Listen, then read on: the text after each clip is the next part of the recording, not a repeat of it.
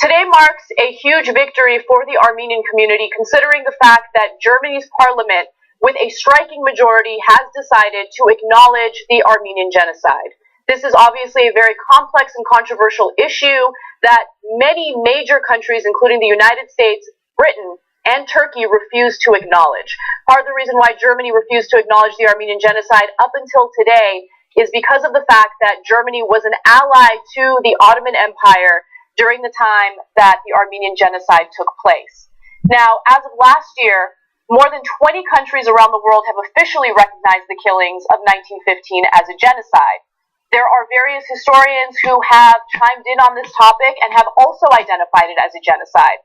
Now, the whole debate is about whether or not this tragic massacre is actually considered a genocide.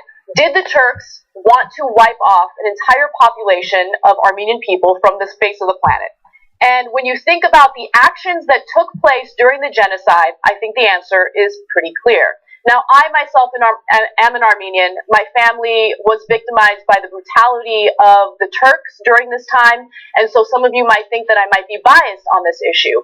But regardless of what you think, you can do your own research, you can look into this matter yourself, and you can see that based on the evidence that we have of 1 million to 1.5 million Armenians being murdered by the Turks during this massacre, it's pretty clear that it was a genocide.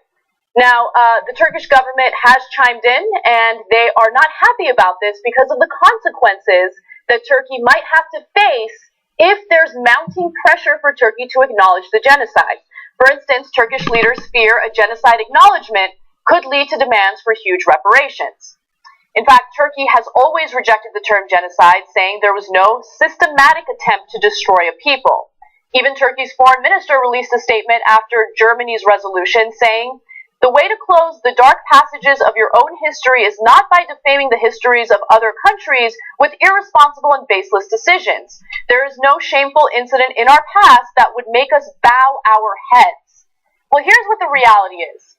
The Turkish government rounded up all the intellectual individuals within the Armenian community and slaughtered them on April 24th of 1915. To give you some exact numbers on that, they deported 235 to 270 Armenian intellectuals and community leaders from Constantinople to Ankara, and the majority of them were murdered. Armenian men were also murdered, and we have some photos of that which we will show you, but I want to warn you that these are very graphic images of the Armenian genocide.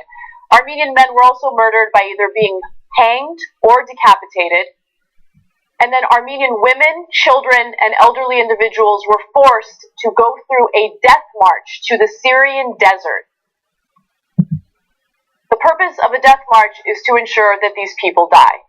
Now, I want to share my personal experience with this story and why I think it's so important to share it with you. As I mentioned, my family was also victimized by this brutality. My grandfather on my father's side, my great-grandfather, I should say, on my father's side, was murdered by the Turks, and then my great-grandmother was forced to go through this death march with her children. Now, luckily they survived because of the help of Turkish families that were against the genocide. So to make any type of generalization about all Turks during that time or Turkish people of today would be irresponsible, to say the least, because I wouldn't be here today if it weren't for Turks that helped my family. But with that said, it's also important to consider the fact that the Turkish government not only refuses to acknowledge the genocide, they refuse to even acknowledge the pain, the suffering, and the fact that the Armenian people need some closure on this issue. There are some Turks that acknowledge that, hey, yeah, there was a massacre, but they refuse to acknowledge just how bad that massacre was, or what the true intentions of the Turkish people were, or the Turkish government, I should say.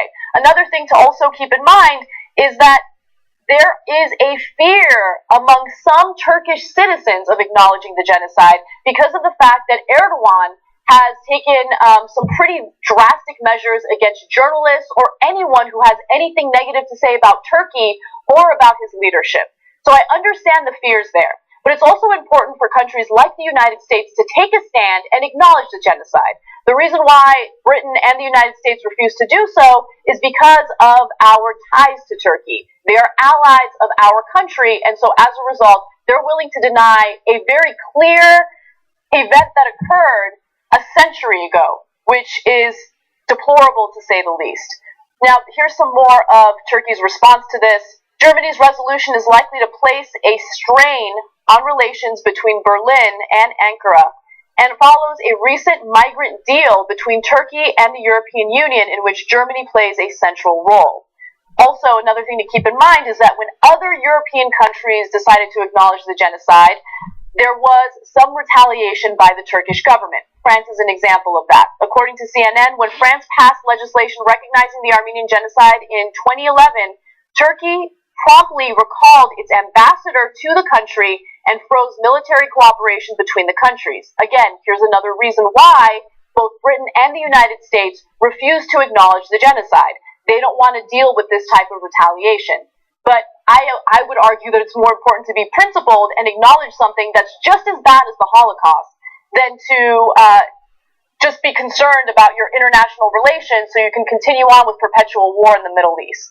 Finally, in April, Pope Francis referred to the massacre as the first genocide of the 20th century, a claim which Turkish President Erdogan described as nonsense, recalling his country's ambassador to the Vatican. And I understand that we have Turkish fans, Turkish viewers who might disagree with this, and I also understand that these are individuals who have dealt with decades of propaganda, or they fear any type of retaliation from their own government. I just want you to understand what the Armenian people went through, the numbers of people that were starved to death, that were forced to march through that desert, or were killed in some of the most brutal ways imaginable. They deserve to be acknowledged. They deserve to at least get some sort of apology from the Turkish government and also from the U.S. government for refusing to acknowledge it. My father was born in Damascus, Syria. He wasn't born in Damascus because his family decided they wanted to move to Syria. They were forced to move to Syria because my great-grandmother went through that death march with her children and later settled in Syria. This is a real issue that impacts many Armenians that are living today. The fact that we're not getting the acknowledgement we need is absolutely disgusting. And that's my final judgment.